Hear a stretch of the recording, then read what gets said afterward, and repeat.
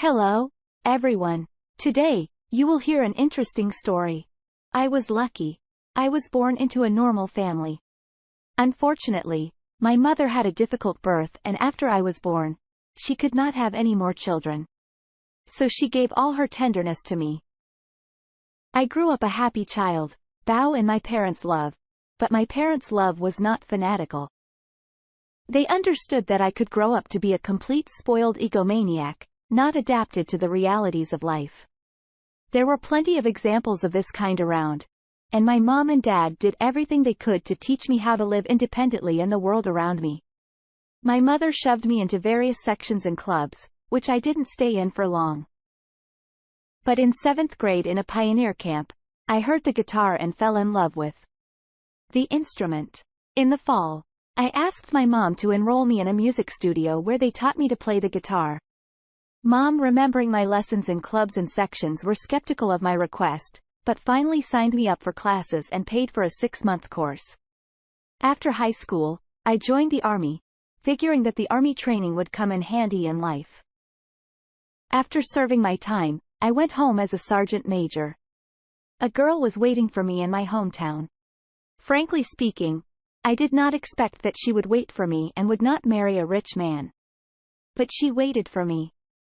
I rested from military service for almost a month and then got a job at a machine tool factory as a turner. At the same time, I went to the Polytechnic University as a part-time student. I decided to become a mechanical engineer because I felt an attraction to technology. And of course, I married the girl I loved. On December 6th, we got married, and in September, Michelle gave birth to a son whom they called Yuri, just like me.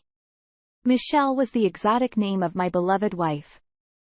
A year after the wedding, she was finishing her studies at an instruction college and was going to enter a specialized university. I had a goal-oriented wife. We lived on average income. We didn't live in poverty or glamour. I worked at the factory, and in the evenings I played in the restaurant, supplementing the family budget with extra income. I helped Michelle with the baby as much as I could. At night, I got up to feed the baby. Sometimes warming baby food in hot water, I would fall asleep with my head resting on the dining table. As time went on, my son grew older and Michelle prepared for exams. In August, she left for Capital City. A week later, I already knew that she had passed her entrance exams and had been accepted to university. And I decided to quit my studies in order to give my wife a chance to study. While Michelle was chewing the granite of science, I washed diapers, drove my son to clinics, and did what mothers usually do. I deliberately gave up my career to let Michelle pursue her dream of becoming a civil engineer. Finally, my wife got her diploma and returned to her hometown. My son was 6 years old by that time. And we were going to school. Michelle found a job in a design firm, which soon turned into a successful construction firm. Michelle was in fact our capable, if not talented, engineer. 5 years later, she was seated as Deputy Director of Capital Construction, and a few years later, she became Vice President of company and a 30% shareholder. My wife went from being just a girl to a successful businesswoman. I still worked as a turner and played the occasional restaurant the evenings, unfaithfully trying to realize my unfulfilled dream of becoming a musician. The years flew by at the speed of a career train. The time came. Euro graduated from high school and was preparing to go to university. He decided to become, as I had once done, a mechanical engineer. My wife managed her company with a steady hand and was firmly established on the board of directors. She also tried to lead the family. Lately, Michelle was advising me in every way to change my occupation, hinting transparently that she was not satisfied with life with a simple turner, a man not in her social circle. At one time, she strongly suggested that I work in her company, but I categorically refused to change anything in my life. I was satisfied with everything. At work, I was appreciated as an excellent specialist. Evening music making warmed up my soul. My son and his successes were a joy to me. I should say that my son and I were very close. He shared all his secrets and mysteries with me. I was The first to know that he had a girlfriend and that their relationship grew into a great love. The girl was really very pretty with one flaw. She was from an orphanage. When Michelle found out, there was a scandal in the house. It's your upbringing. You indulge you in everything. What girl? That mongrel of a mongrel? My son deserves better than that. My friends have wonderful daughters to marry or do you want him to be a common the boar like you? At these words, I stood up and silently left the room. And I said to my son, think for yourself. You are an adult and this is your life. Whatever you decide, I will support you. Several times, I accompanied my wife to social events. But I did not know anyone there, and I caught a contemptuous, astonished looks of well-groomed men and women. Not my circle. I had nothing in common with them. Michelle sent this and stopped dragging me along. By this time, we had moved to a country house. But soon you were left for the capital and our house was empty. My wife and I were left alone. I was already 46 and Michelle a year younger. His 45th birthday, she decided to celebrate with an unprecedented scale. She bought out the best restaurant in town for a whole evening and invited guests from her circle. My wife and I stood at the entrance to the banquet hall and greeted guests. Or rather, she was greeting and I was just collecting gifts and giving them to her assistants. I saw him immediately. He was a young man in a strict creme suit, which fit his athletic figure well. His tan face was perfectly shaded by his blonde hair, fancy perfume and a haughty sarcastic look. It was in relation to me. He looked at Michelle with lust and love. He held her hand in his making a congratulatory speech looking her straight in the eye. Then he kissed her fingers and gently squeezed her palm. Then he turned toward me imposingly. You have a charming wife. Take care of her. Carelessly nodded and went to the other guests. I looked at my wife. Her eyes shone with happiness. Seeing my somewhat perplexed look, she condescended to me and explained. This is our client Edward Shumsky. We are building a residential complex for him. At that she was very far from me and her thoughts. All night, Michelle hovered around admirers. Shamsky too did not leave her side. They chatted nicely, danced, talked to the guests. I had the impression that my Michelle had forgotten that she had a husband. I could hardly wait until the celebration was over. From my corner, I saw Michelle say a warm goodbye to Shamsky walking him to the exit. That's when I realized I was losing my wife. You just can't cheat the heart. There was more to their relationship than just a contractor relationship.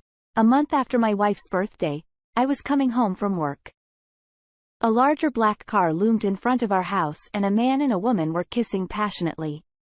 She wrapped her arms around his neck and seemed to have her lips in his mouth. You know, I was not at all surprised when I recognized the woman as my wife. The lucky beau was, of course, Mr. Shamsky. Suddenly, Michelle saw me. She sharply recoiled from her lover. Euro, are you? She stretched out in disappointment. I took her hand. Michelle, let's go home. I tried to take my wife away. Buddy.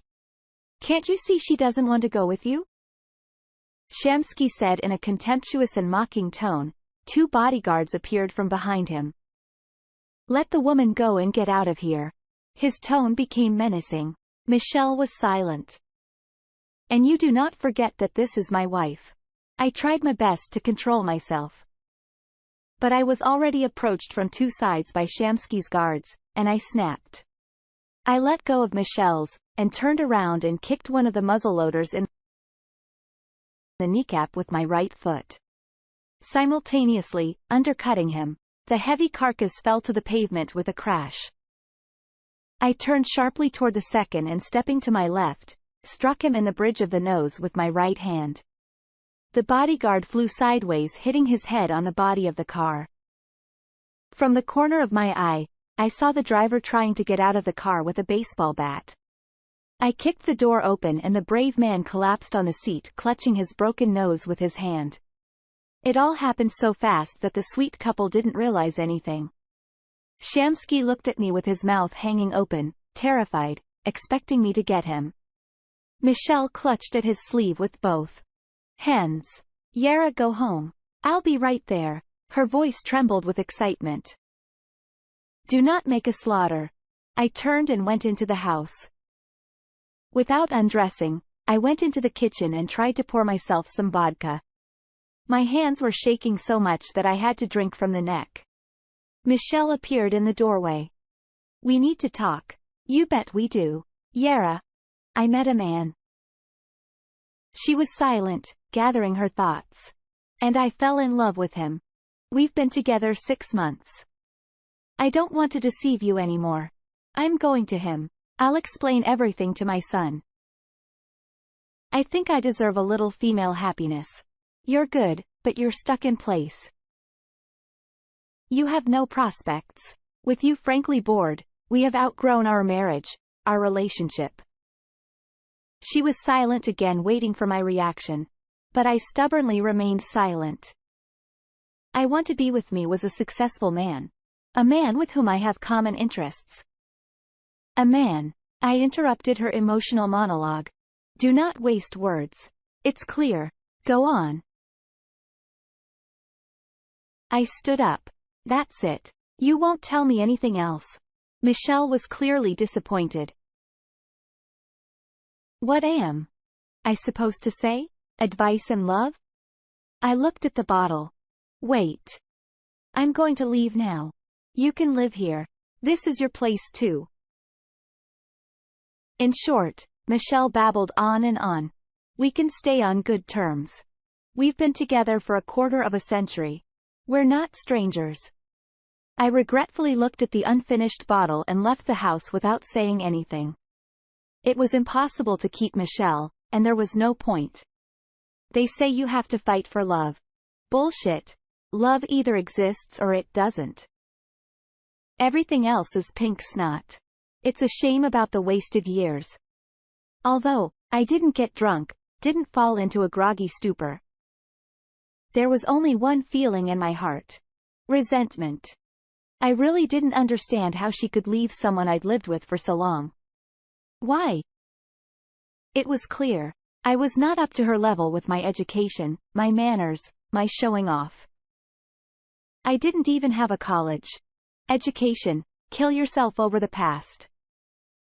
What was the point? There was no going back. And what's the point? It was easier to cut that period out of my life and try to start over. 46 years is not a sentence. I spent the night at my parents' house. I did not tell them much about my misfortune, and they did not ask too much. My mother, of course, was upset, but she didn't bother me. I hardly slept at night. I smoked through the window, inhaling the cigarette smoke diluted with cold air with pleasure, and gathered my thoughts. In the morning, Euro called me. Dada, you divorced. His voice sounded anxious. What have you gone on a bender? Daddy, you're not a boy. Talk to your mother. Apologize at last. She'll forgive you. She loves you. Eura, it's more complicated than that. It's not about me. She found someone else. There was so much grief and disappointment in his voice that I inwardly shuddered. Son, don't be so hot. She's still your mother no matter what happens. She loves you. Everything that happened was about our relationship. I tried my best to reassure my son. We are one, you and I. Everything that concerns you concerns me. I grew up in your arms, and I won't leave you for the sake of this. Euro didn't finish choking with rage. Papa, don't worry. She's not worth it. I'll be there soon. Then Michelle called. Yura. What's with all the whims? You're a grown-up. You have to accept life as it is. Why should we quarrel? She started in her mentor-like Tom. Why did you leave? This is your home too. I didn't kick you out.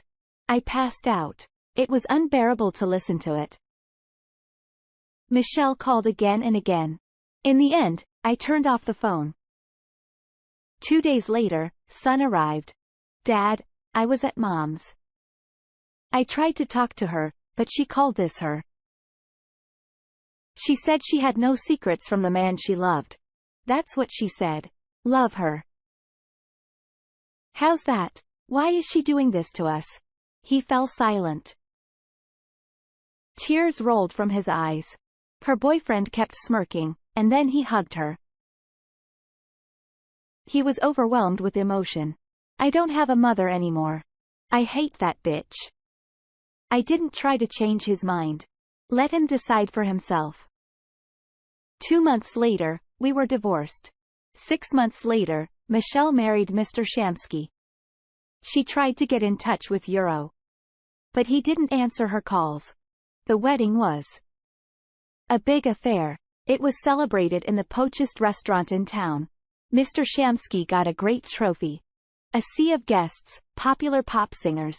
All the high society was at this wedding. Except they say the bride's mother cried all the time and went home early, taking her father. And the son refused to come. Although Michelle made every effort to get him there. Even Shamsky himself came by to see Euro asking for his mother's support. On the evening of that day, when the wedding was thundering, I was walking along the alley of an abandoned old park. It was getting dark. The chilly northern wind was trying to tear the clinging yellow leaves from the wet asphalt. The street lights were lit. I walked leisurely along the sidewalk soaked with drizzling rain, betraying my shadow like a baton from one streetlight to another. I felt sick to my stomach. I felt disgusted that I had lived so long with a deceitful woman. Surprisingly, I was calm. No despair or regret. I had received a good inoculation from family life, but I could not predict how things would turn out. Dear listeners, please like and subscribe to our channel. It stimulates me to release new videos for you.